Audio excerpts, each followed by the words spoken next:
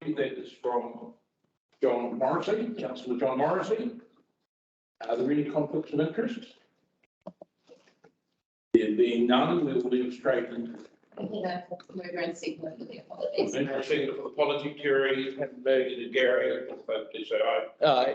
Gary, we will move straight into the hearing. I just want to advise the hearing time is 5 minutes. I will give you advice at 4.5 minutes. I'll be very strict on time because we have a number of people that we're hearing today, and in fairness to all submitters, and in fairness to the people here at this hearing, it is fair to everyone to stick to time. So just be well aware that time will be of the essence. Okay, it is now 9:01. I'm going to call Paul Kelly. Paul Hopkins. Through the chair, would you like to do the report first? I put them into I'll do the report, sorry. Yeah. Okay. Hello. The report, the selection resolutions. This one. Yeah. Someone like to move the selection? Yeah, happy to move. Thank you. Thank you. What are these? This is a report on this paper. Report on the paper. Thank you. I'll look at it later. You see the submissions. So the submissions and the late submissions. Yeah. Right, In okay. favour, please say aye. Aye. Contrary, no. Carry. Now we're on. Yes. Now we'll move on. So Paul, you're on the floor. Okay. Okay, can you hear me okay, Murray? Yep. Okay, Oxy, councillors, thank you for hearing me. Hello, everyone. My name is Paul Hopkins. My wife and I are residents and ratepayers of the beautiful Cook's Beach. I am speaking against the Freedom Camping Bylaw, which allows for freedom camping at the Central Reserve and the Purangi Estuary Reserve at Cook's Beach. It seems obvious to me and many others that council policymakers have a different view of tourist hotspots like Hahei and Hotwood Beach and their ability to not accommodate freedom campers. Unlike my village, Cook's Beach, which has 2 spots chosen by policymakers. We are the same in those areas chosen. Why should the same criteria not apply to both areas in Cook's Beach? The Purangi Estuary Reserve, the tourists are generally Kiwis who pay rates, boat ramp fees, and spend money on local business. Purangi Estuary Reserves is a jewel in the crown of Cook's Beach. The area is used all year round by locals and visitors alike, but especially busy during October to April. It has the only formed multi-boat ramp in all of Mercury Bay South, so it's used extensively all year round. This means large numbers of big vehicles towing trailer boats using the reserve area for parking and direct competition with caravans and motorhomes. The adjoining Purangi toilet block, playground, barbecue and car park is earmarked as a future infrastructure project at the top of the Mercury Bay South Residents and Ratepayer Association to get done list. This area has the most constant and voluminous numbers of families and visitors in all of Cook's Beach, partaking in a large range of water activities. The area also includes 4 different commercial concession holders. Aside from the fact that Purangi Reserve tends to be the busiest part of Cook's Beach in the summer for families and boat launching, it also has the narrowest, most pothole road in Cook's Beach. The council have chosen a spot right in the middle of all this chaos to facilitate freedom campers because Cook's Beach people have always been the soft touch. Well, no more. Why are we not as worthy as Hahei and Hotwater Beach to exclude freedom campers? We have pristine beaches. We are places of beauty. We have a vulnerable foreshore to the effects of erosion and pollution. We have vulnerable bird life nesting and living within the estuary reserve. We have historic sites within the Purangi Reserve. We are in a residential environment where the subject freedom camping site is situated in front of permanent residence homes. This applies to both the Central Reserve and the Purangi Estuary Reserve. I would like to know what assessment criteria the policymakers use to put us at Cook's Beach in the ugly duckling category. If council want freedom camping, find spots that don't infringe on other people's rights. People who are paying rates should be council's #1 priority. Thank you, guys. Any questions for me on that one? No, I don't think I've burned my 5 minutes. Questions for Paul? Well, you've made it very clear, thank you. Now, we'll go on with your second submission. Okay, thank Please, you. everybody got the right powers and pay. Okay. Thank you. Speaking in my role as chairman of the Mercury Bay South Residents Arapaho Association, Cooks Beach is changing. The village and council have now added 165 odd rateable sections in the past 5 years. Quite a number of those are permanent residents, more so with the working environment COVID has created. All of those sections are in reasonably close proximity to the Puringi estuary, if not on it. This is an area of significant history and European, certainly up there with the top historic sites in New Zealand. With the redevelopment of the toilet block, playground, barbecue parking area at the Puringi Reserve, a lot of parking will move to the reserve opposite. Having caravans and motorhomes in the area will only compound the problem. These reserves are primarily for locals who pay rates. They were given to the council by the developers to enhance areas and make it attractive for people who bought sections, but also to protect vulnerable areas like the foreshore. These are maintained by council, but protected by the locals. The reserve are effectively owned by the community. Council have rules around their reserves, but they should not override the wishes of the community. There was no Cooks Beach consultation or representation on the Freedom Camping decision. I note the previous camping fund, the local authorities, TCDC, was a large beneficiary of this at 4 million. And rather than manage with infrastructure ambassadors and enforcement of rules / bylaw, the majority went on more cleaning of public toilets. Quite ironic considering the Freedom Campers are supposed to be all self-contained. I note the NZMCA, New Zealand Motor Caravan Association, have written a submission against the proposal for restriction of freedom camping in Cooks Beach, and I would like to see the allocation double. I can tell you I'm a member of the NZMCA and they don't represent me in this submission. In fact, they claim the stories generated by local residents against freedom campers lack evidence and are loose claims, and say the council shouldn't take much notice of local residents concerned, as often these views aren't relevant to the criteria set out in the Freedom Camping Act. I think the local residents would tell a submitter the only things loose would be found in the bushes handed to the Freedom Camping vans. Here's a group with $90 million odd in the bank, have enough money to buy countless more private properties than they have already already own for their members to enjoy, but would rather create a revolving suburb on local reserve land, pay nothing for it, create angst for the locals who have spent hundreds of thousands of dollars to have pristine reserve on their boundary. Do they critique or take responsibility for their members on other communities' reserve land? No, they don't. If they were in a private camping ground, which Cooks Beach and Flaxmore Bay have two excellent examples, you could complain for bad behaviour and maybe they would be evicted. No such luck when you're on a public reserve. I would like to add that the majority of freedom campers are responsible people, but it is that minority that spoil it for everyone. The NZMCA have this romantic notion every Kiwi's right to freedom camp, including tenting.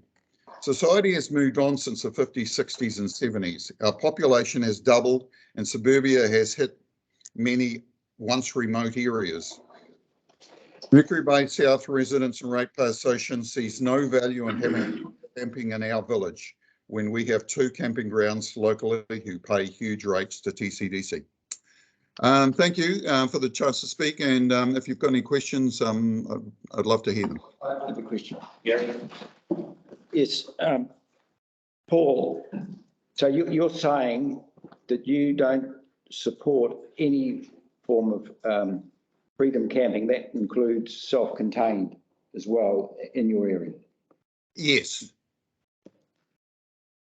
And I understand the background of what you've said, but I was just confirming, yes. And do you see a distinction between self-contained and non-self-contained? Well, not by the government rules at the moment. Evidently, you only need a bucket to be self-contained. So until they change that fact, you're going to have those people that abuse it all the time. And that's our biggest problem here. I'm not going to leave you. You've got another question, Gary? Oh, just to say that the government has come out with a new bill, if you want to try and find it, which they've got 30 days to respond if you want. And it refers to the things you're talking about. Okay. Any other questions? Any other questions? Thank you, Paul. Thanks very much. Thanks very much. Thank you. Cheers, guys. Thank you. The next submission, Bob Brenton, page 904.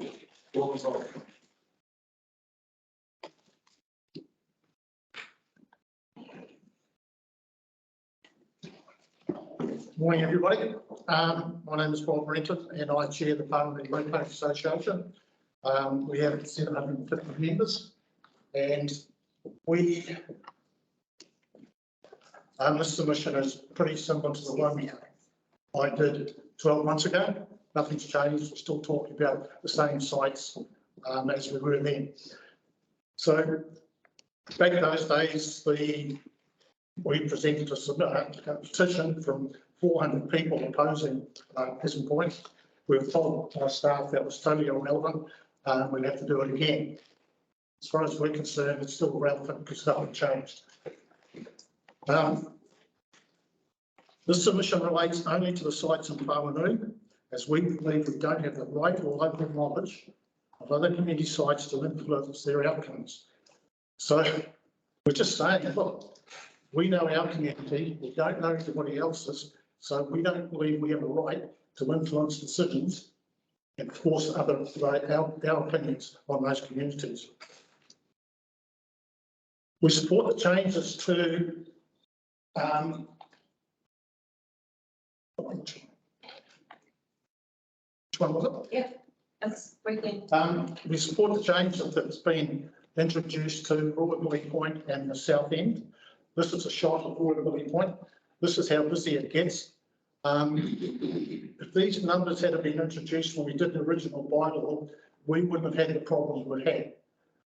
At the south end of the beach, we've had up to 20 vans there sometimes, and the police have been called on a number of occasions because the locals just got nowhere to park. Over COVID, that's died off because there's not the amount of people coming in, but totally agree with the changes that have been done to this site and the one at the south end. It shouldn't be a problem going forward. Pleasant Point.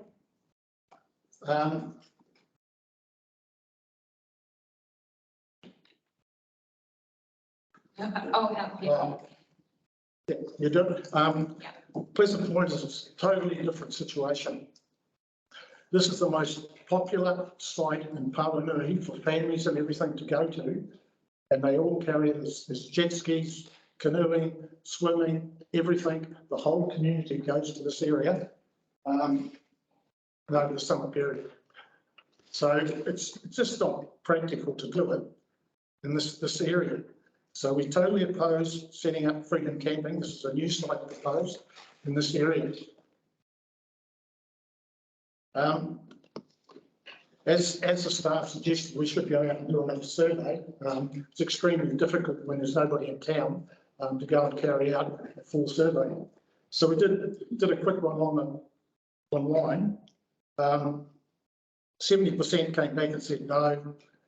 We had about 25% come back and say we could do, but their issue was not at Christmas, not in summertime, not in the school holidays, not in public holidays, and all those types of things. So that is just too hard to police. I mean, we try to consider that in the very early days, but the district needs a standing thing. Can we click to the next one? This is Pleasant Point. That photo was taken on Friday. It's extremely wet in the winter time. You can't park large camper vans on the reserves. It'll just absolutely destroy them. This whole area of Pawanui doesn't have the on-site stormwater. Back in those days was put it on a 600 block of concrete and let it flow. Well, that's what exactly what happens. It all flows down to the estuary, to the stream, to the reserve. And during winter time, the reserve is just a slush. And you just can't drive on it. I mean, you can't even ride your bike along there. It's just bogged down. So it's just totally unrealistic. Next one. As the previous speaker spoke, this area is used by seabirds in the storm event. Okay, in the storm event, and they take shelter on the site. There's also alternative sites in Pawanui, commercial sites. The Pawanui Club supports free, well, they're not camper vans. They pay a minimal fee. They get all the facilities, the clubs, lights, power, everything that they need in that site. So please listen to the community. There's a lot of frustrated, angry people out there over COVID. They've lost their jobs. Some people have sold their beachfront properties to keep their businesses afloat. Please just listen. Question to Bob. Yeah, I just got one, Bob.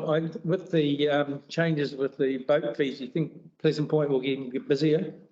Pleasant Point will get hammered because we've just had feedback from people saying, we'll just go to Pleasant Point.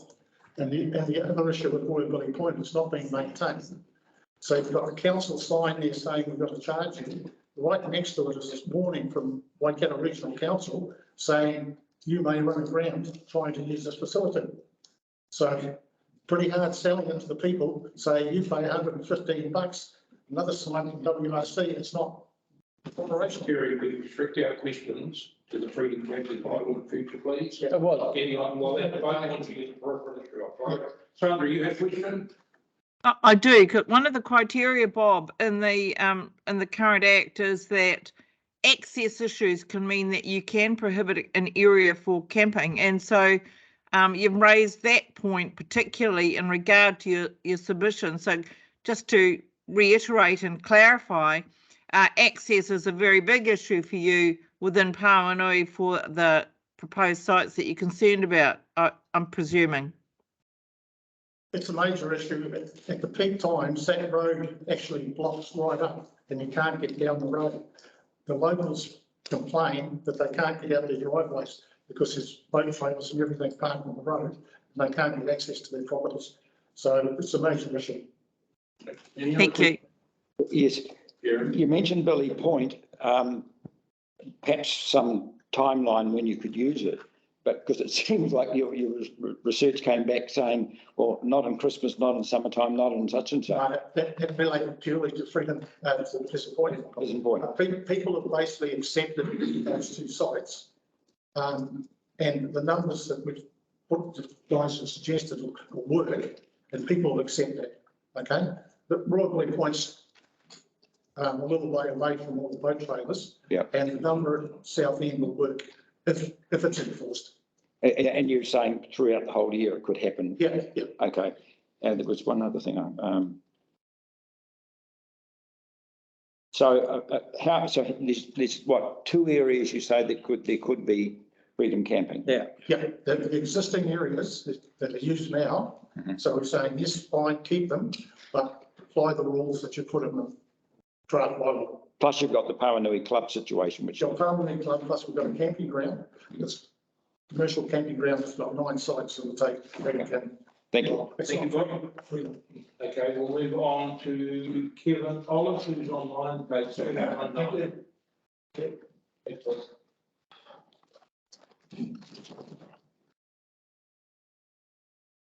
You might respond to time. Kia ora team. I'm not Kevin Olive. He's just given me a phone call. He's dropped off reception, so he's just trying to get that back. Is there a possibility on to somebody else and come back to him? Okay. So are you speaking in this time slot too, Kate? Yes, I am. I'm just on the phone with him trying to get him back up. Okay, will you proceed, please? Okay, so you don't. Okay, I was just okay, hold on. They want me to go. Okay. Okay. Kia ora, my name's Kate Friedwald. So I frequent Sandy Bay up in the Port Charles quite frequently.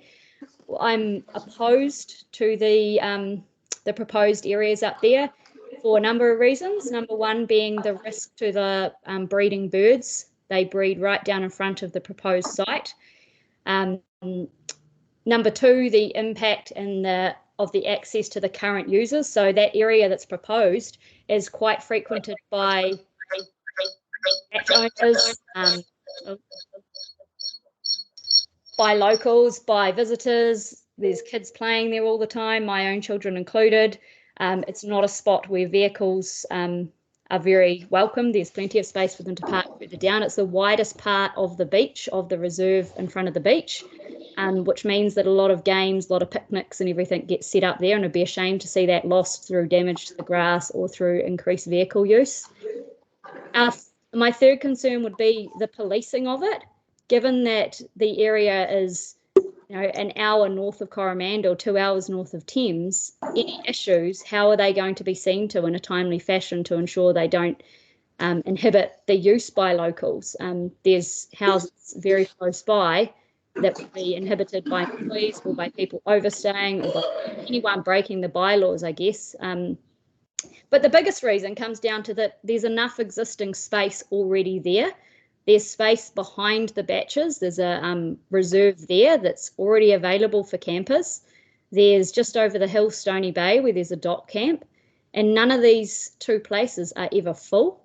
So, and that's even in the peak season. So there's plenty of space that's very close that Freedom campers can use. So yeah, it doesn't seem, well, what I'd like to see is the council work with DOC to maintain and upgrade those areas so they work well for Freedom campers. I understand that one of the restrictions is the Freedom campers needing to be self-contained.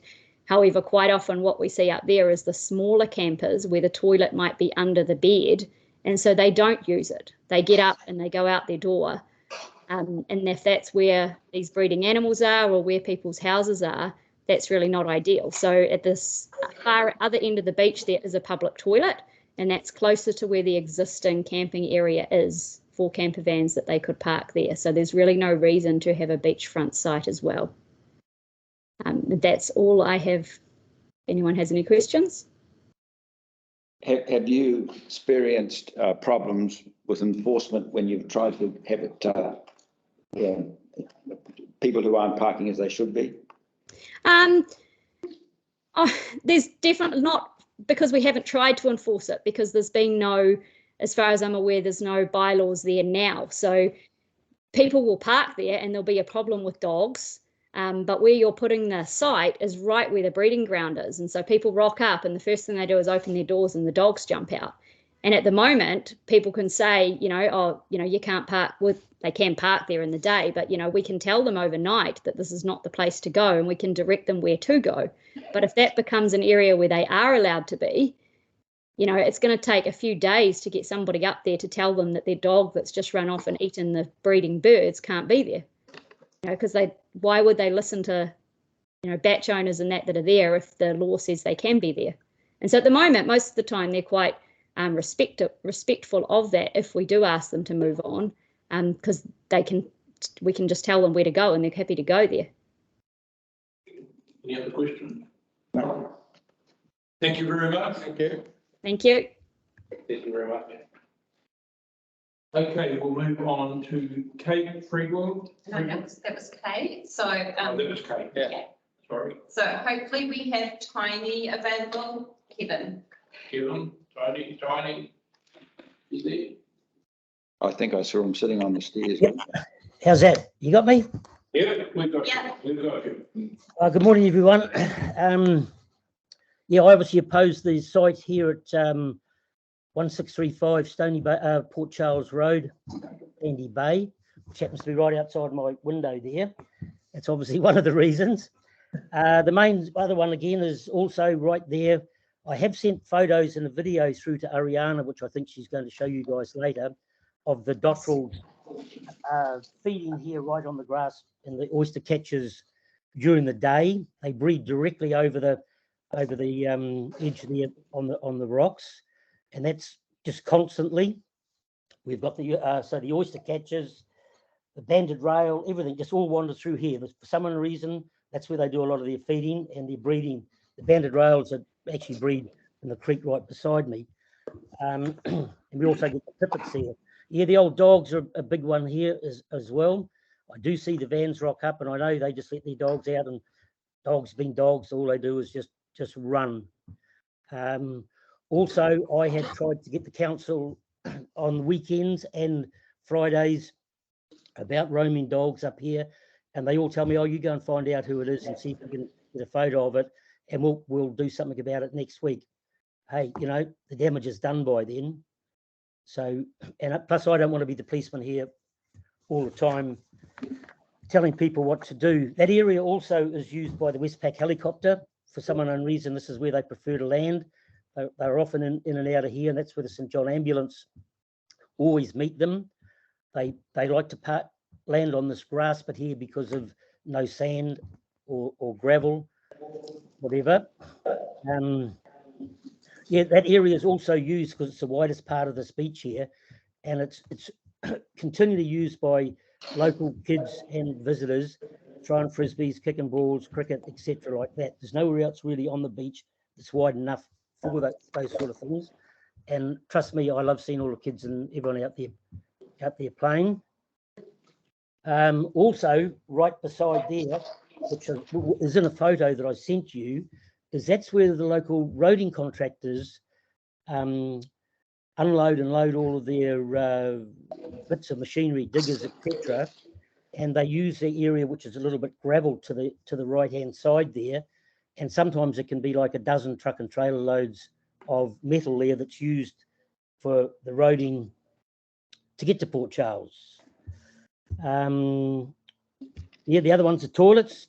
Toilets completely at the other end there, and trust me, I've witnessed Freedom campers here not using the toilets. I'm sure everyone's quite aware of that. So one would think the other end of the beach would be, and also we've got the reserve. I don't know whether we've got a dock reserve around the back of all of the batches, which is regularly used by campers. They seem to love it under there because there's some big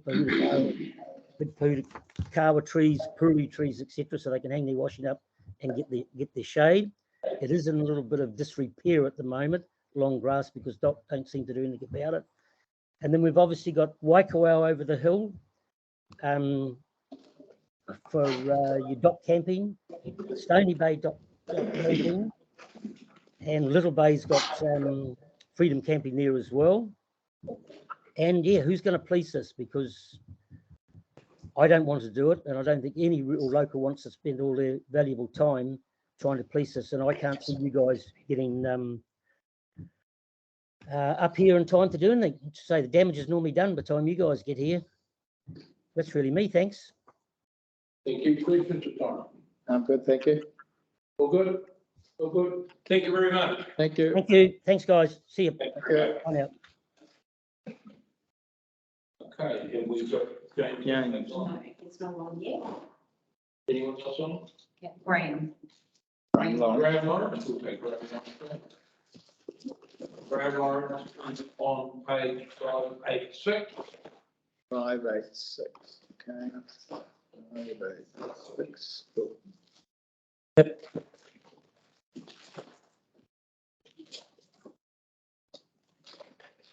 Graham, would you like to proceed, please? Good morning. Good morning. I'm thankful for the opportunity to appear and speak to my submission. I've been asked by Peter Pratt to read an addendum for him. He's unable to attend.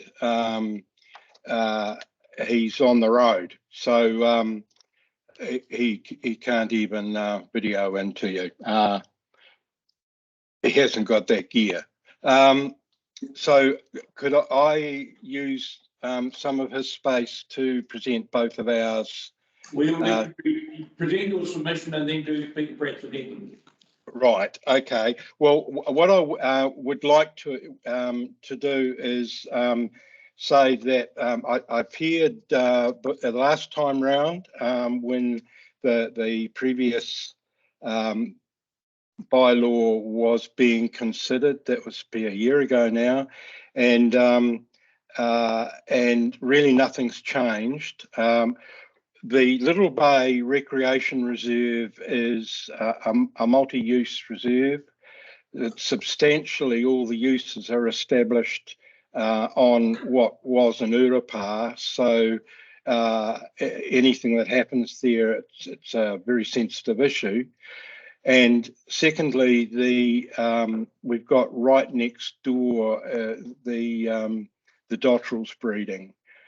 So it's a very important natural and cultural site, and it's full to the brim with uses by locals with what's left. It's a very heavily used parking area, and it's the only really accessible area to the beach for families with the children and all their beach toys and paraphernalia. So I paint a picture of a very congested, small area, and it's very, very sensitive. So in terms of my submission, I couldn't understand how the assessment derived such low scoring. And I think that probably whoever did it was either looking at some other place altogether or had no idea of how that piece of land is used. So what I did was, rather than spend time critiquing it, I rescored it for you. And I've set out the assessments there and the assessment criteria that I used, that I've taking as a guide the way some of the other assessments were done elsewhere around the district. And so I scored it a 3 for the natural and cultural and historic significance, and go into those qualities there, which I've already mentioned. The health and safety issues are very important because in most of the assessments around the district, and certainly for here, it's the conflicts that exist between the uses that can create quite severe health and safety issues. You imagine reversing vehicles, tractors and trailers trying to pass through. It's not a reserve where you can lay out car parking, so they're all kind of higgledy-piggledy. Manoeuvring area can be absolutely fraught, and you imagine passing through that, children with their parents and so on with boogie boards and umbrellas and all the bags and paraphernalia that you see regularly going to and from the beach. So to actually try and put 3 dedicated Freedom Camping sites in there, it would just be 3 too many.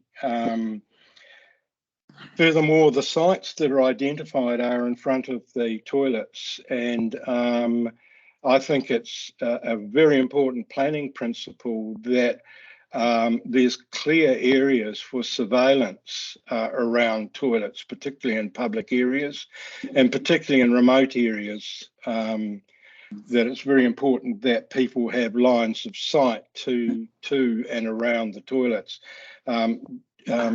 Dropping 3 Freedom Camping sites right next to the public toilets there, in my opinion, is absolutely the wrong site if any must be found. Graham, you down, Peter Pratt's comment. Right. So and so the final analysis was the access score, and I think I've painted the picture well enough to cover that. And so I got a score of 12, which would have ended up with a prohibition. Now, I would seek a prohibition on the strength of a reassessment of that scoring. Can I ask a question at this stage? Yes. You talked last Can time, you take, sorry, can you take the question to the end? well, he's finished his submission. He's about to start the next one. Well, okay. In regard to your submission, you mentioned last time you had put submissions in and around Freedom Camping. I think, was that the latter part of the 20s? 2020. Can you recall? What's the question? I'm just asking that first. It's my question, Sandra. Would you just be quiet? I dated, the one I've got dated is 13th of April 2021. 21, right. Are those submissions before here at all? Have you seen them? No.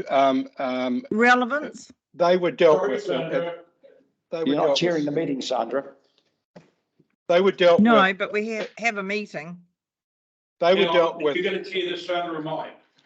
Well, I'm going to walk out if you're going to keep interrupting, Sandra. I've had enough. Just let me answer the question. We'll go. In answer to your question is. Well, can I ask my question without, I'll just start. So your submissions, they were written submissions you made? Yes. I haven't seen them. I haven't seen any of those. That's all right. You can answer them up. Okay, well, I just wanted to check that point. Okay. Now, carry on with your Peter Pratt submission. Thank you, Mr. Chairman. Right, may I take leave to read it?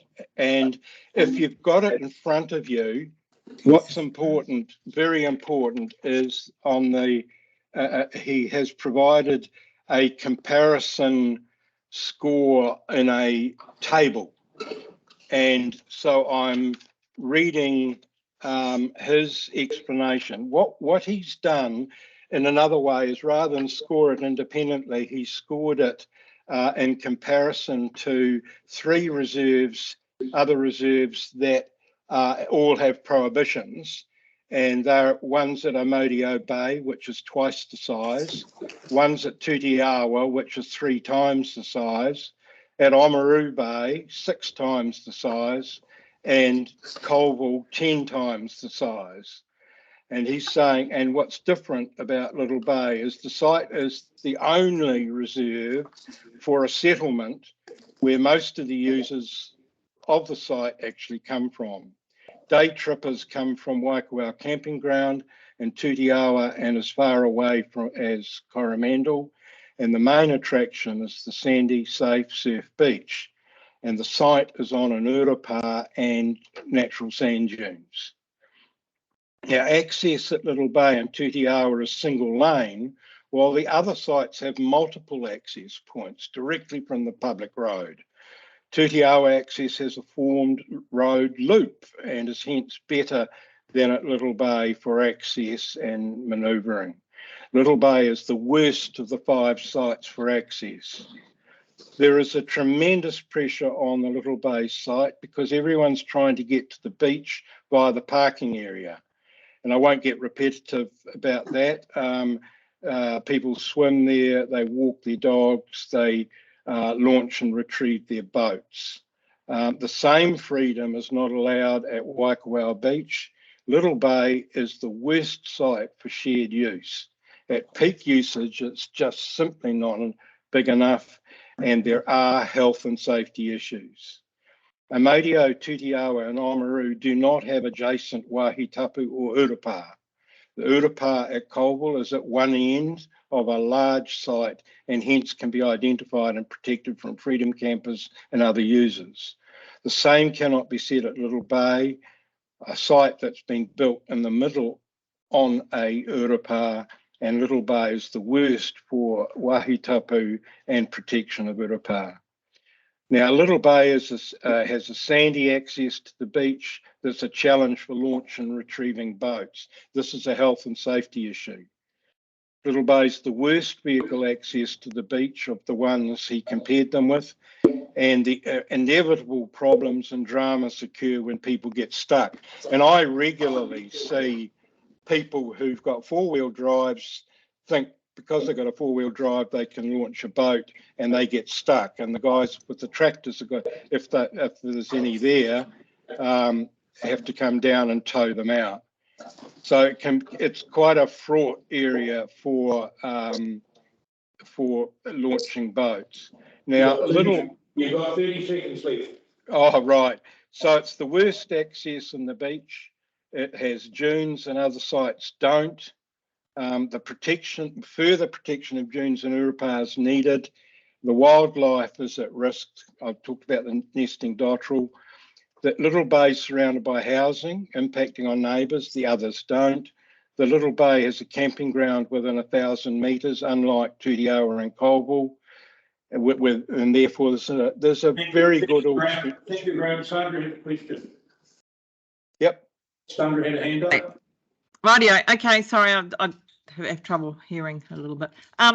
Graham, how do you think that we can deal with prohibiting areas like Little Bay and a number of other areas where that's been the same request because of all the same issues that we have, particularly around the summer period when we have such an influx, when we're threatened by the Motor Vanners Association to take us to court if we start prohibiting more areas to try and confine them to specific sites.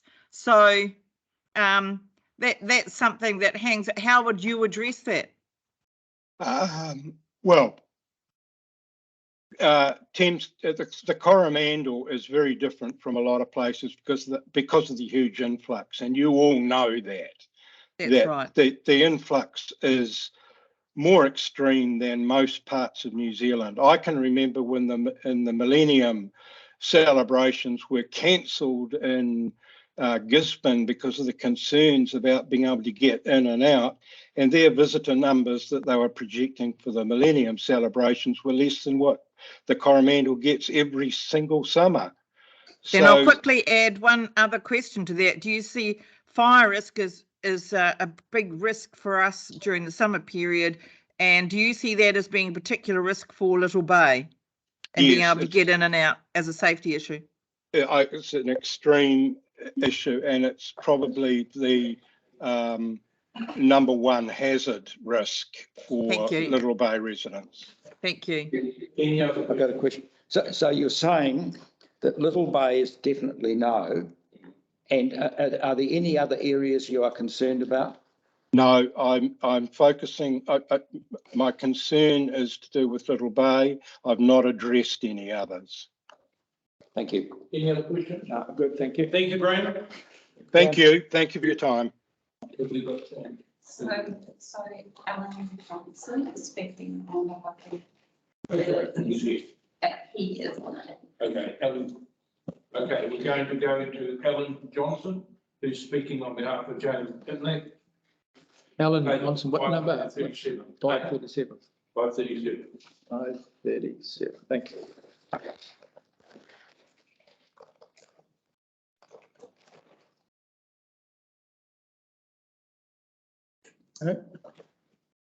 No, I'm still getting there. Alan Johnson, it is your opportunity to speak now.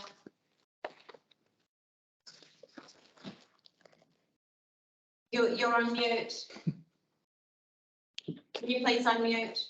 Thank you. Yeah, thank you. Got it. Thank you. Welcome. Mr. Chairman, members of the committee, thanks for the opportunity to discuss our submission.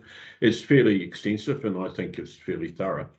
What we'd just like to say is that we support the proposed restricted sites, and for example, the previous speaker is really just reacting to his own local concerns and not considering the broader context that Ms. Gowdy referred to with respect to the fact that the council has to provide for some level of freedom camping in the district. How it pitches that, of course, is a balance that you're now considering, and that everyone can make an exception for a site that which is dear to them. The previous speaker, for example, took great exception to the Ura part of the site, and apparently the 3 proposed freedom camping sites are an offence to that, but the rest of the activity of the locals isn't. And I think what we need to think about is the balance of use of the reserves and the places that you've offered up for restricted freedom camping, to see whether that's reasonable, and in our view it is. In particular, I think it's worth noting that while there's a significant number of people coming into Thames Coromandel district in the summer, and we're all aware of why that is, there are a significant numbers of your residents who are members of our association. 8% of the adult population of your district, that's a resident population, are members of our association. So they either go camping somewhere in the Coromandel or somewhere else, and simply saying, well, you know, only locals' interests should prevail here is a little bit sort of short-sighted, in the sense that we're all visitors somewhere, and that people in the Coromandel go visiting somewhere, and they're hosted by those communities, and there's a reciprocity perhaps expected here. Our view is that some of the idea of restricting the numbers of vehicles at the restricted sites is a little bit fraught, for the simple reason that enforcement is difficult.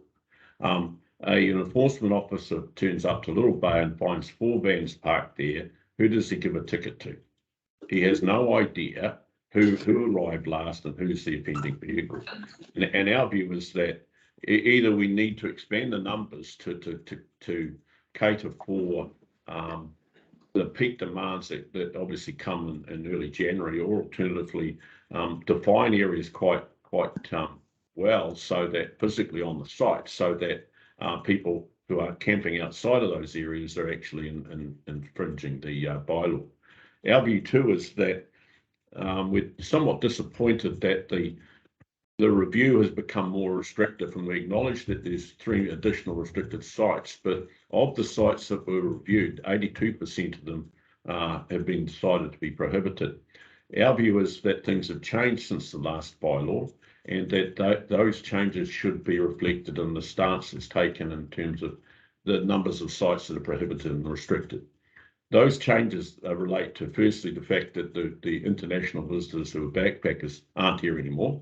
They may come back, but that's not certain. And if they do come back, they will face a different sort of environment in terms of freedom camping than they did before COVID. And that environment is due to the second change, which is to do with the government's legislative reforms around freedom camping, which you're probably well aware of.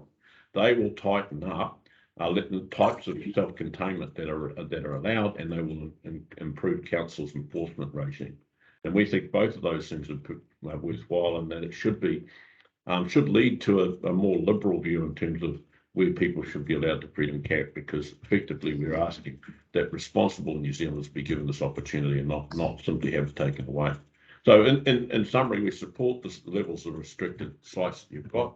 We would argue that you need to move away from sort of a number limitation, and perhaps look at defining the actual sites physically on the ground, so that enforcement of those limitations is feasible. Thank you, Alan. Any questions about? I have. Well, do you want to go first, Terry? No, you go first. You go first, Terry. Alan, I'm not very familiar with camper vans in the reality, and I discovered that self-drive vehicles can be up to 12.6 metres long. People I know who are camper van drivers say that some of the sites you couldn't get that sort of vehicle in. So how do you have a limitation saying this is restricted to something that's no longer than 7 metres, or I don't know. It seems to me that there's quite a difference between a 7 metre one and a 12.6 metre one, and whether it could be appropriate to have it there. Our idea is not that necessarily you restrict the length of the parking area, although clearly you'll have to put something in. The 12-metre vehicles are exceptional. Most of them are around 7 metres. So what you're referring to is an exception, not necessarily a general rule. The idea would be simply, and I know there are problems with people damaging signposts and markers and things like that, but that there is an area defined in a particular place that says this is where you can camp. Outside of that, you can't. Obviously, you've got to make provision for vehicles being slightly larger than 7 metres. And if somebody happens to park the back of their bus over a line or imaginary line on the ground, I mean, it's not the end of the world. It's more about controlling the numbers of vehicles that are on site. And if we've got a preference for saying, look, at this site in Little Bay, only 3 vehicles should park at any time, then you need to make certain that that's enforceable. And so having a defined area that says, which is roughly the size of 3 vehicles, actually is the limit that you can park. So can I ask a question? Yes. So you say that Little Bay should be enforceable if the 3 parking spaces are taken up and there are other camper vans in there. And I don't know whether you have much understanding of our district, but that enforcement provision can be problematic for us, given that it's 24/7 particularly, and we don't have enforcement officers on the ground all the time. So that's the first thing. Second thing, why is it that motor vanners themselves should have more privileges and in regard to, just because they have a self-contained vehicle, why should they be given preferential treatment? And thirdly, what's wrong with having dedicated areas in a district? Right, and why would you take us to court if we did that, like you did with Marlborough? Mr. Chairman, the first question is that the question of enforcement is really a question that council needs to decide. The new provisions that are coming in the legislation will make enforcement easier and will make it easier to gain the fines and the infringement fees that are levied. And so that will pay for some of that enforcement. But if there's no intention to enforce a bylaw, why have it? You know, if the argument is, oh, well, we can't enforce it, but we're going to have the bylaw anyway, well, people will soon realise that it's not being enforced and disregard it. So there's the level of enforcement that's required. The question of whether or not members have some sort of privilege or that is our view, in our view, is that the reason we have self-containment is to avoid the sort of the poor sort of practices around, obviously, the disposal of human waste and the sort of grey water into the environment and the concern that had for pollution, environmental quality. The move to have tighter self-containment standards isn't some sort of granting of privilege. It's just an acknowledgement that tighter rules need to apply, and if you want the opportunity to go freedom camping, then you have to comply with them. So, you know, our view is that the rules are needed simply to ensure that the social license that we have from the communities that our members and others go to is actually sustained. If we allow the poor practice of the past to continue, then we're going to end up with a regime that's more or less sort of prohibited generally. Our stance against Marlborough District was really to do with the fact that they had far fewer restricted sites, that they had largely a prohibitive stance towards freedom camping, and we took exception both to that and to the process they used to make the decisions. Okay, further question. Yeah, I just got one if I can. The ambassador program that was done a couple of years ago was a really good way to inform the freedom campers about their responsibilities in that. Do you support those programs? We do, but you know, there's only so much education that can be used because some people just don't want to comply.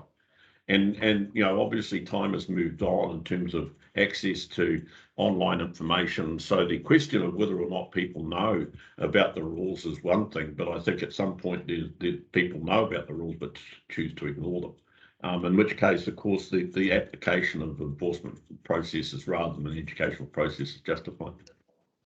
So can I just ask one more question? No, let it go. I just want to ask one more question around. Yeah, Gary was before you. I'm sorry. Okay.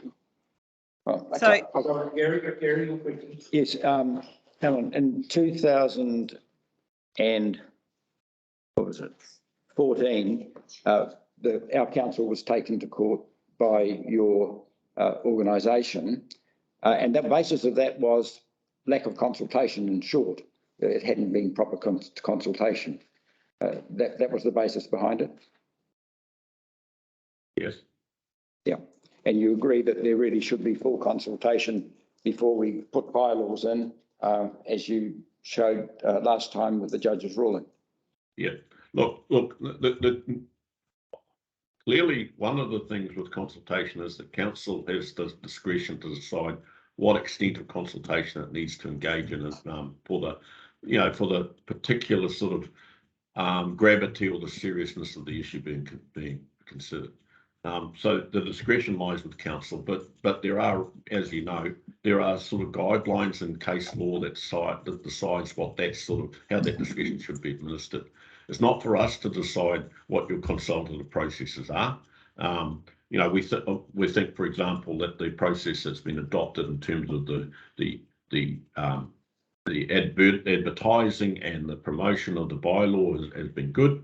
We think that the process for the review of most of the sites has been fair and reasonable. We're a little bit aggrieved that we've only got a short time to talk to you about it, but that's the process that you've adopted. Our stance towards it, I can't predict, but the reality is that for us, it seems so much of what you've done is quite reasonable. Sandra, your question now. Well, it was going to be about you're quite comfortable with the enforcement cost for it to be borne by council, and that the infringements and being able to catch these people, the expectation is that those infringement fees will cover those costs, which they patently do not. But you're quite comfortable with that? I think there's two things. On top of the power and the water and all of that. I think the first thing is that the new regime will allow for greater cost recovery and for higher fines. And so the extent of cost recovery, I think, is going to be different to what it has been in the past. The extent to which council enforces things and pays for that is a decision the council has to make.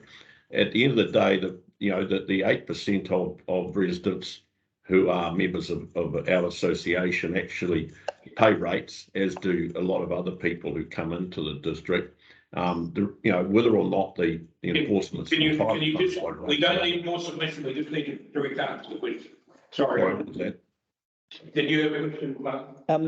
Yeah, so obviously in your Appendix 5, there's a whole heap of sites and we don't have the time to go through them one by one. But I just wonder, you commented earlier on about the Little Bay submission that you heard before. So I just wanted to ask a question. In that submission, they had queried whether it was appropriate to have sites directly in front of a toilet as far as safety goes. Would you be able to comment on that? The question here is that surveillance is a two-edged sword. The reality is having people close to the toilets actually assists with that surveillance. And it's always been our view that having people, particularly after hours, on a site actually improves the security for everybody.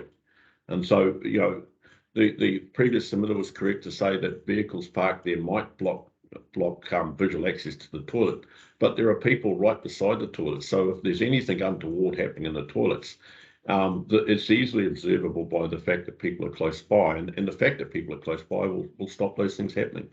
So our view is that the presence of Freedom Camping Bylaw improves safety. We're wondering why at the time with some questions. So keep your questions. Okay, can I just have one final one? Someone puts a second one on the point. Yep. And also just about that, but it obviously has wider implications.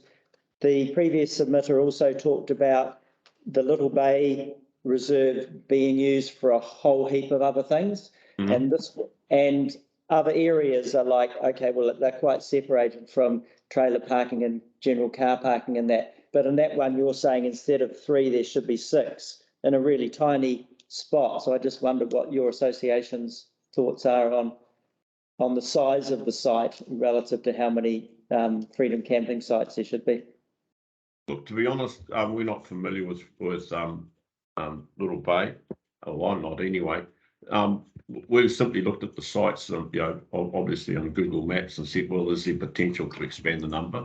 I think the thing is, for example, and those are just suggestions as to how we might expand the numbers and distribute it, reasonably across the sort of network of sites that you identified as being able to be used for restricted freedom camping. Every Thank you, month Alan. will come up with. Thank you, an Alan. excess. We must move on. Yes, thank you. Thank you. Right now, we've got Jared Jenkins. Keep online. Numbers, he, 561. I'm on the line. Okay, thank you, Jared, on page 561. Hi, guys. Hi. Hey, I'm just speaking in regards to the proposed Ohinau Drive location. It's to allow 2 vehicles. My family's had a place at Opido for nearly 30 years, one house down from the proposed location. Over those 30 years, I've seen the impact of both legal and illegal freedom camping in the bay. Moore Crescent is frequently packed. There's barely any enforcement. That is the rescue helicopter site, and that is frequently blocked. It's got one composting toilet, barely any rubbish facilities. And you guys, thanks for that. You took away our Molochs last year, which is really, really helpful.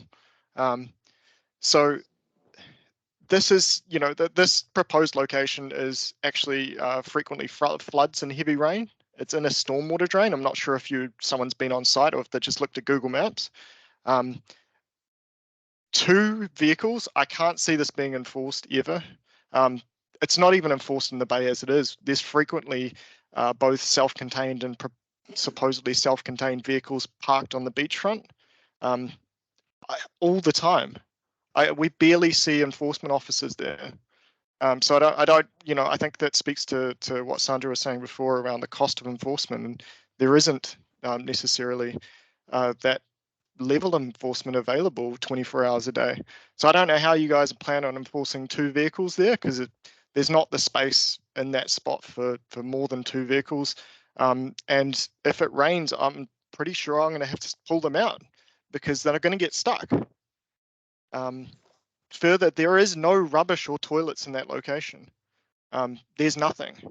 So I don't know what you guys are proposing for us to do. We already pick up rubbish from the visitors.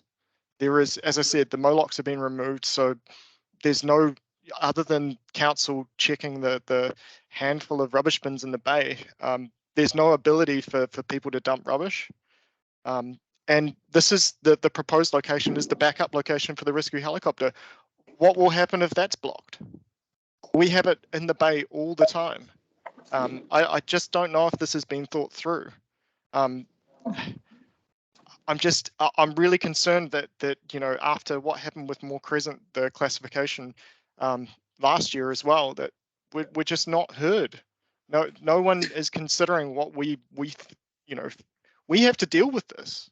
I'm fully aware that you guys have the risk of being sued by the previous submitter on freedom camping, but we have to deal with this in the bay.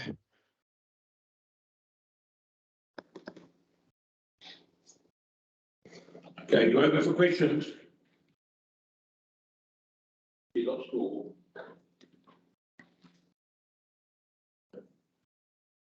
Are you finished? Yeah, I'm finished. Yep. Sorry. Any questions? good, thanks. No, everyone's good. Got the message? Thank you, Jared. Thank you. Cool. Thank you. Thank you. Now we've got Wayne Bowen. It's online. You online? Okay. 516. Page 156.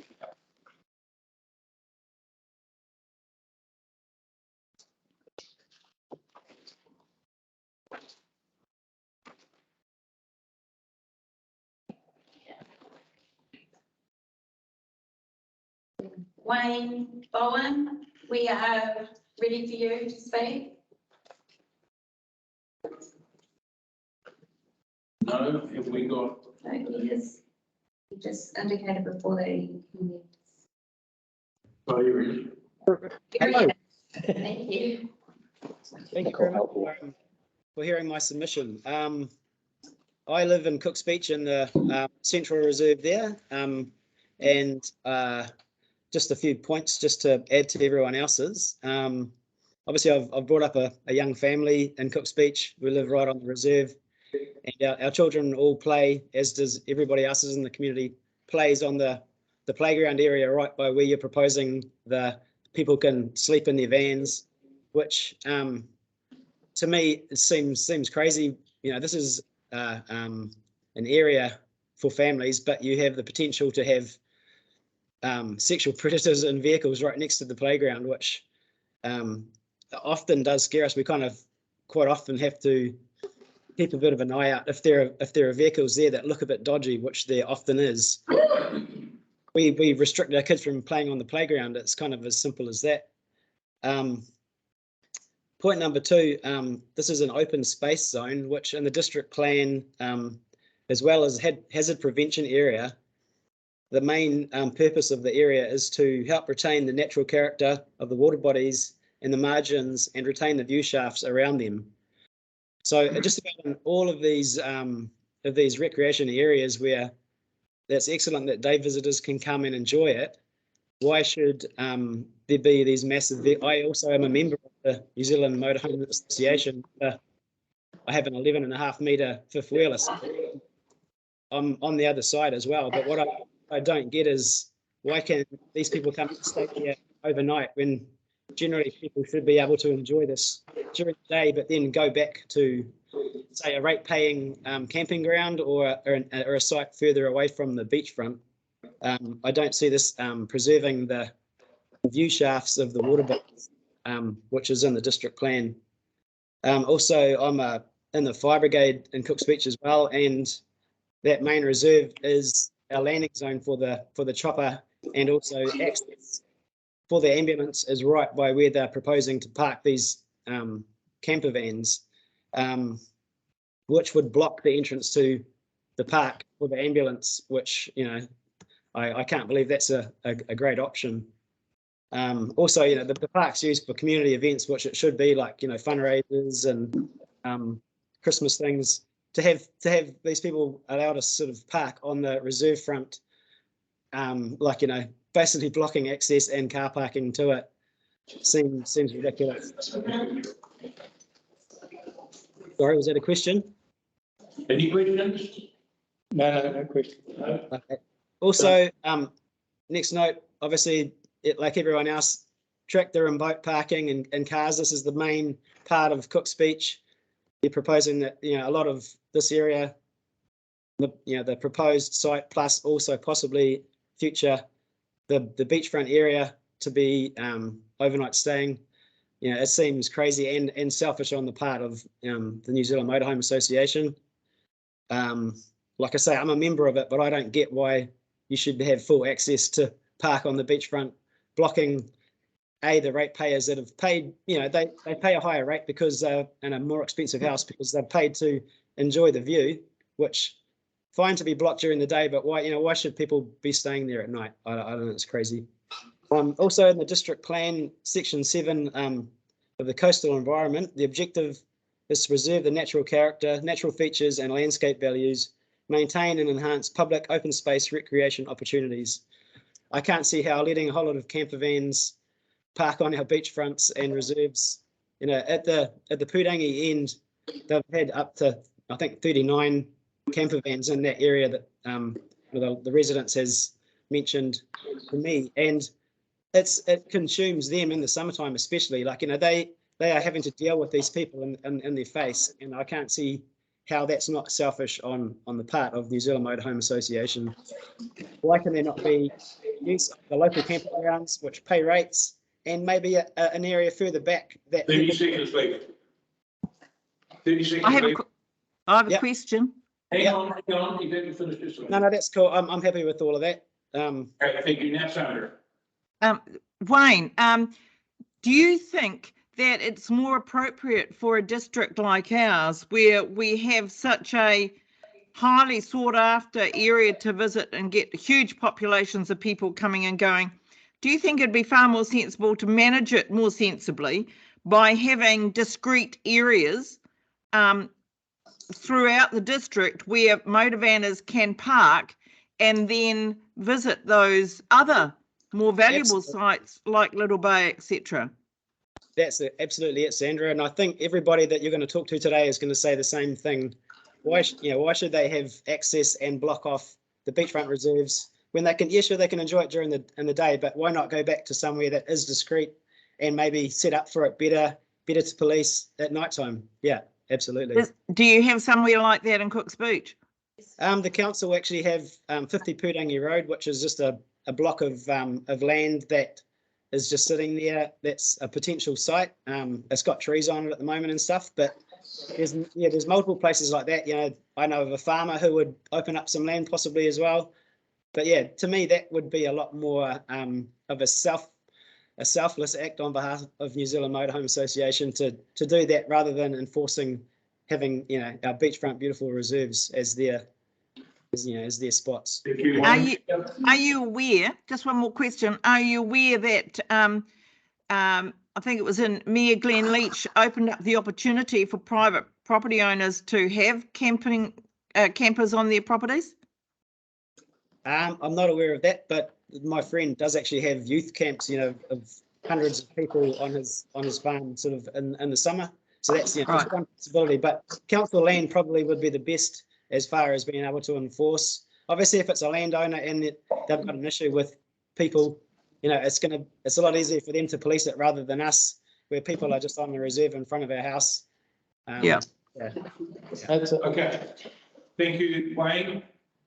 Next minute is Sue Marsh, page 620. Sue Marsh. Yeah, welcome if you'd like to come up with us.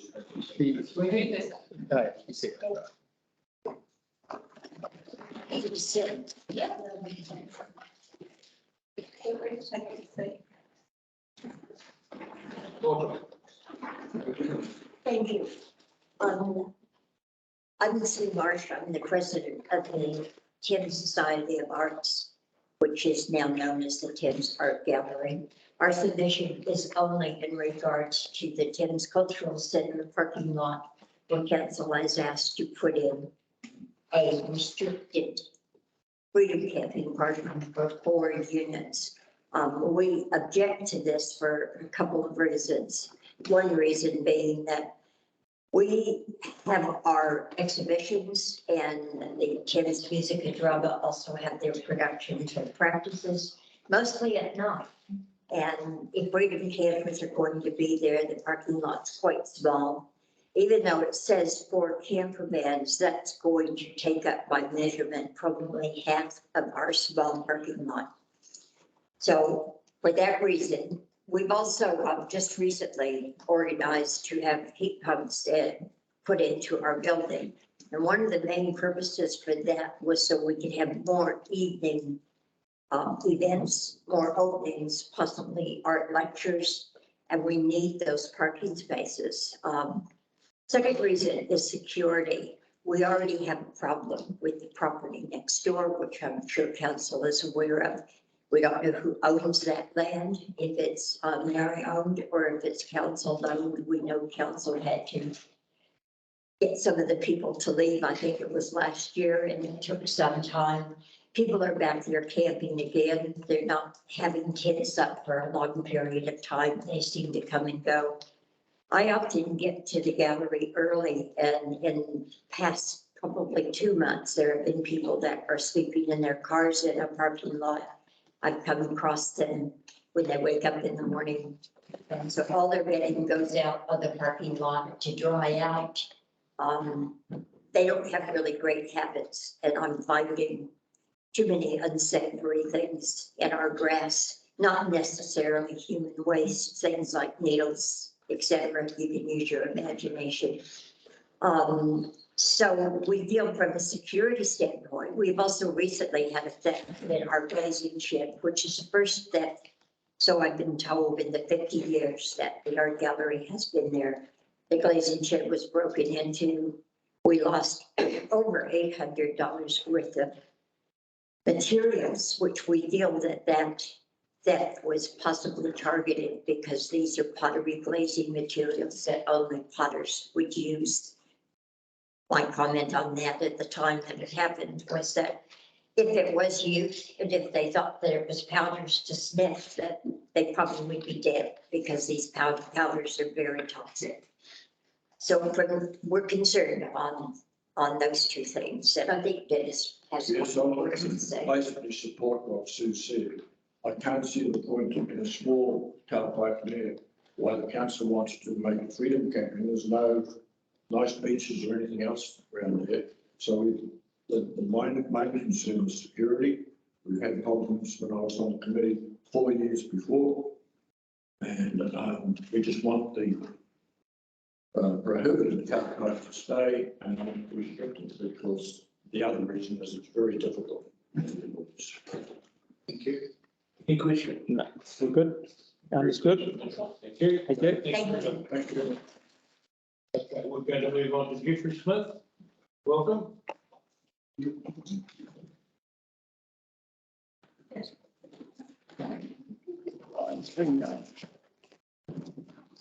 Sorry, that I should have told you that.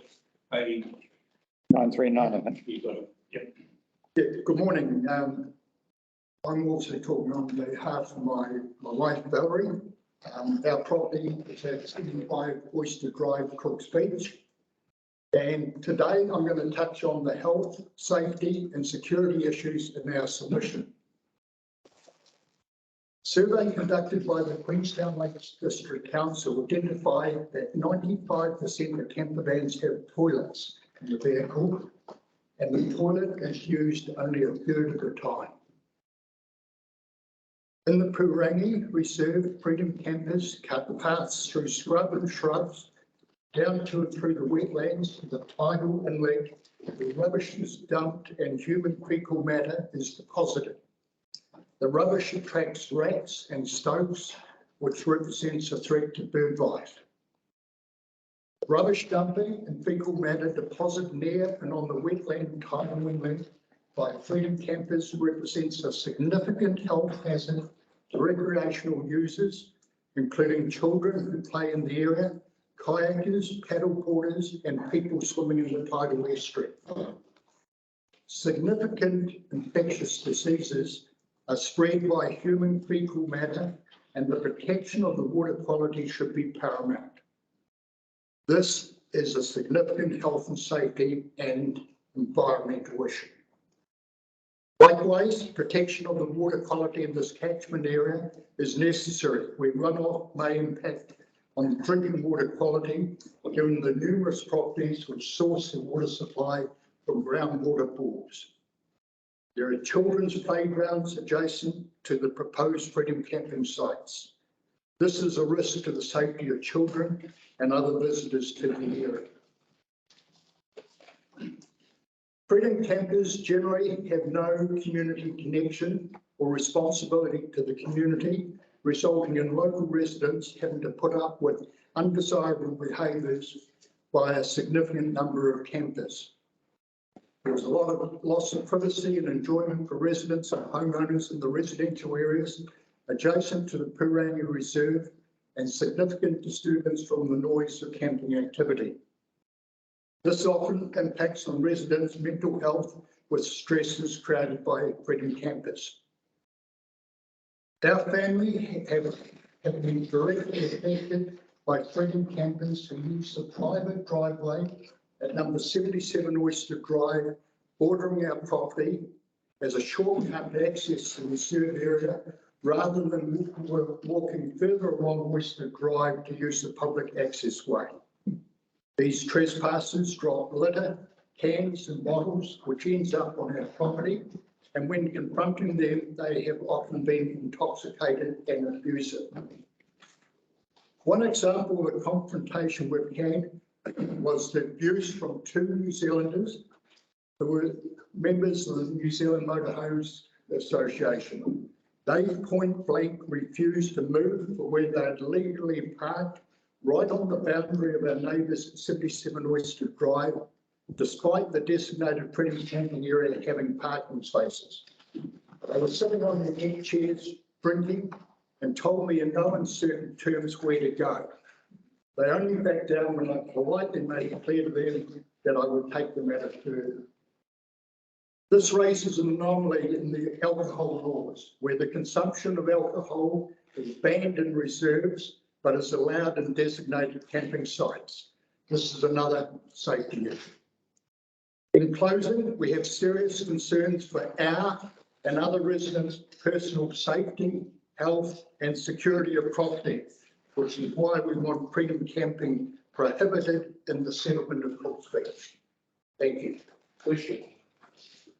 Well, I'm just looking at your very thorough submissions and I'll read them more detail, but no, thank you very much. It's very detailed submissions and. Just one quick one. Yeah. Case, yeah. So would you support freedom camping in another area like suggested that there was another plot of land down the road further? Would you support that? Yes, outside of the Cook's Beach settlement. Yeah. And I think the discussion that's just been had previously about suitable places that are not right in the settlement, not right alongside residents, and put aside for freedom camping, where everyone can enjoy the benefits of the triangle and in our case, Cook's Beach. So yes, I will. Thank you. Thank you. Thank you very much for your submission. Now we're going to go to Lynn Ellison. Lynn here, welcome Lynn. Hi. Yeah, 6. Hello, everyone. I'm Linda Ellison, I'm from Kailua, and I wish to really my comments apply to Taiwan, as I don't have that much further experience, except perhaps on the town. I don't wish to comment on that. I want to make just several points. The first point is about enforcement. There's been very little evidence over the past years of enforcement of the existing availability of the lots.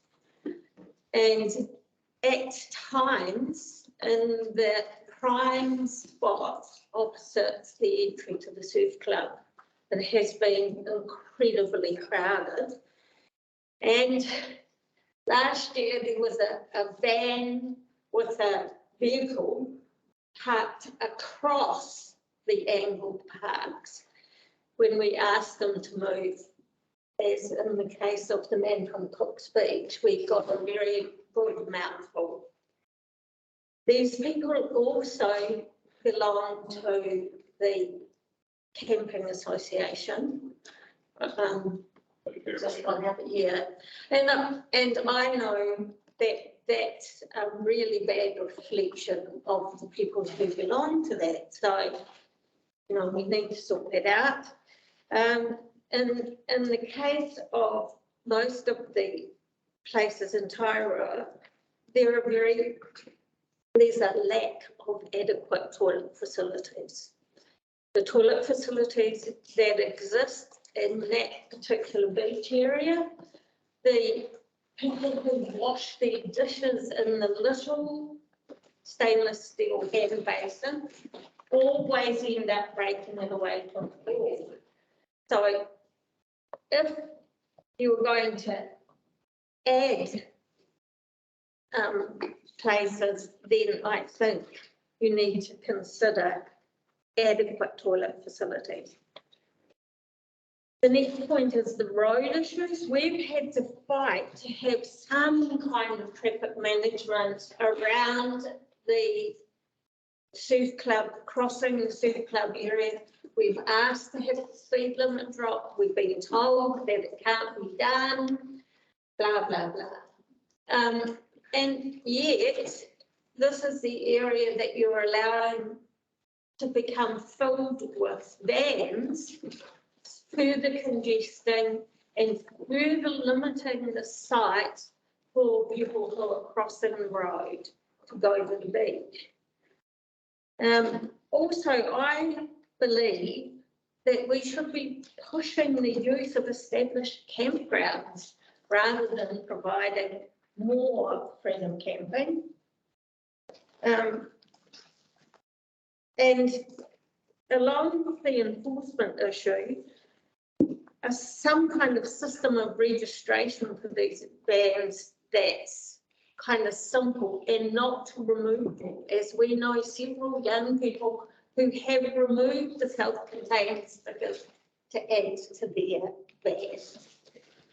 So there are lots of issues in this, and I think that the whole enforcement thing is the critical That's all. Any questions? Okay, I hear you loud and clear. I hear you loud and clear. Yeah, thank you very much. Thank you very much. We now on to Phil Green. Thank you, Phil. Thank you very much for the time. I understand you've all read my submission, so I just wanted to touch on those points again. Firstly, this is to do with Opedo Bay and the new subdivision reserve in there. Make the comment that the reserve is not really suitable for freedom camping. It has a small car park on the roadside, which suits about 5 vehicles. You get one freedom camper in there and no one else can use it. And it's used quite a lot because there's a nice playground in front of it for the children. The grass itself of the reserve has suffered damage this year through people driving through it. It's not really suitable for heavy vehicles to go onto. The other points I'd like to make is I spent 3 years travelling up there for work. In that time, from Thames to Kuatunu, I saw no accidents. On the 8 kilometres of the Blackjack, I saw 5. 4 of them involved camper van type things, or 3 of them involved camper van. One was a day tripper, and one involved a local contractor who lost control of the vehicle on that road. I think unless you're going to actually have a major upgrade on it, putting camper vans over it was not really a good idea. The final point I'd like to make is the subdivision is a dog-free subdivision, protect the doggerels. The doggerels roam all over that reserve. And how are you going to protect them? That's probably about all I need to say at this stage. If you've got any questions on. Sandra, you have a question? I do. So Phil, at least you have a very good grasp of the challenges that the district faces and the topography. So can you see enforcement being continued difficulty for the wider flung areas like Opedo Bay, etc.? Is that enforcement? Well, if you're trying to stop the camper van from going in there and the dog jumping out and, you know, trying to enforce the provisions that we might have in the bylaw for somewhere like Opedo Bay, that is incredibly problematic and challenging for council. You can see how that is the case.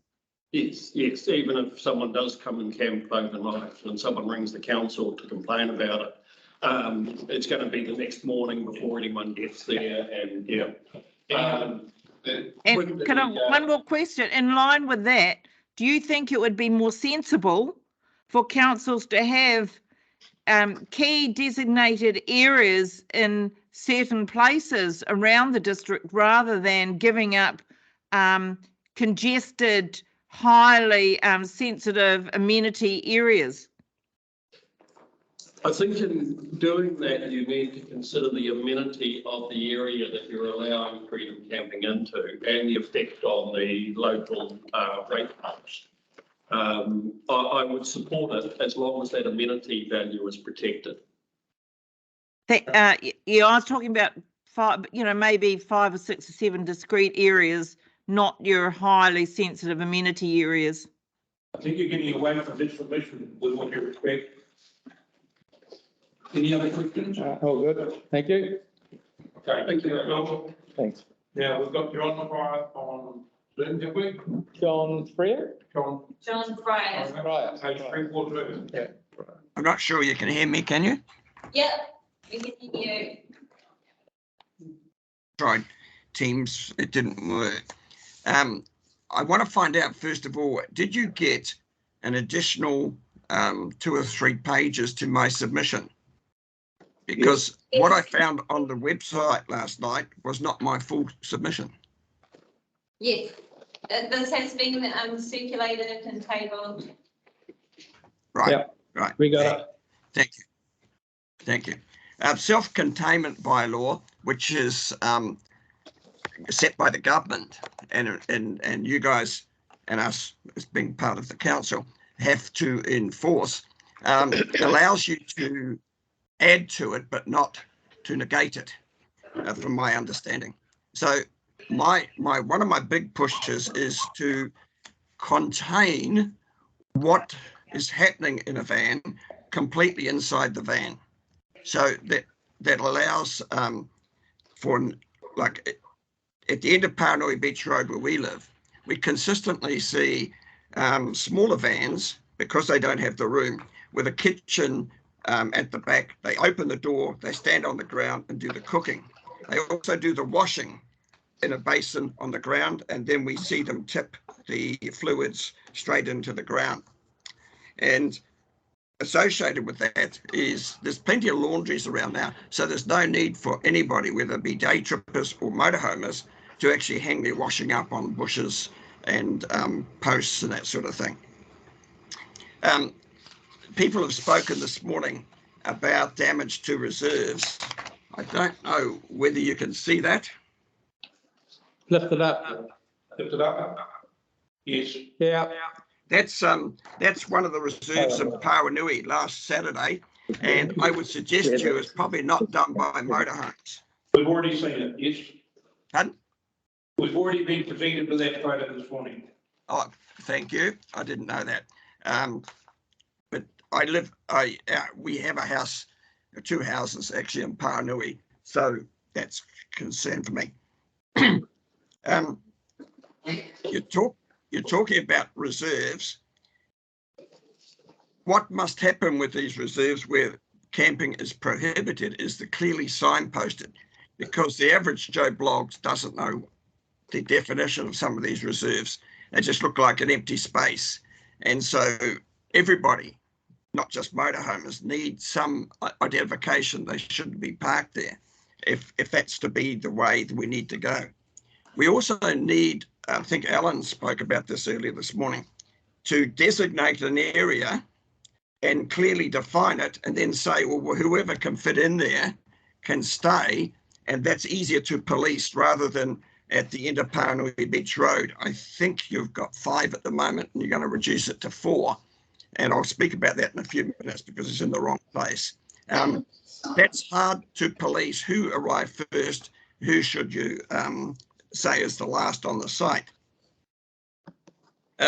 There's lots of assumptions that I read in the Freedom Camping that don't actually have too much evidence that they're actually real. We already have litter laws and we have parking laws that can control everybody, not just Freedom Campers. You see a lot of what is in the Freedom Camping Act should be applying across the board, because it's not just the Freedom Campers that are likely to poo on the roadside or pee on the roadside. It could be the bushwalker, could be the person coming to the beach, could be the fisherman, could be the boatie.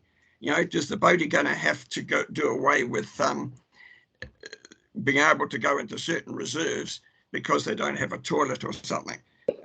So there's some cross-contamination which really hasn't been thought about.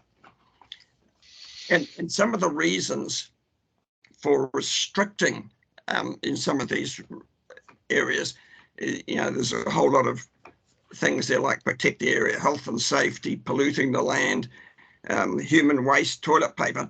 It's not just confined to Freedom Campers. This is just as on the beachfront at Paranui, I've seen people poo in the sandhills, and I don't see a motorhome in sight. 2 seconds left. This is the whole thing with the 5 minutes. It ain't very long. I've got a number of other things. How does a motorhome in an area, or banning a motorhome in an area, overcome the density of parking or the density? You know, there's people say it's overcrowded. It's not just motorhomes. Motorhomes are there in the evening when probably less people are there. Now, I just want to try and get in about the south end of Paranui. John, that is the end of your 5 minutes. I'm going to answer the questions. Yes. From anyone. I'm good, thank you. Have you got any comments on the south end? Yes, I do. I do. Well, no. Well, I just ask a quick question. You're allowed a quick question. It's a question, not a submission. Sorry? You've got to answer the question and not make another submission. I just asked you, have you anything that we should know about Southend briefly? Yes, yes. I think I agree with parking there. Our house is about 200 metres from the beach, and I often interact with Freedom Campers there, but it's actually in the wrong place. It should be brought to the back of that reserve over the creek so that it's away from the density of the traffic. And you've got 5 parks which are at 90 degrees to what the other cars are. I'm going to limit that question. You've answered, you agree with that. I'm not letting you make another submission. Are there any further questions? Being no further questions, thank you, John. And I'm now going to adjourn for 10 minutes and have a look up to him. Thank you.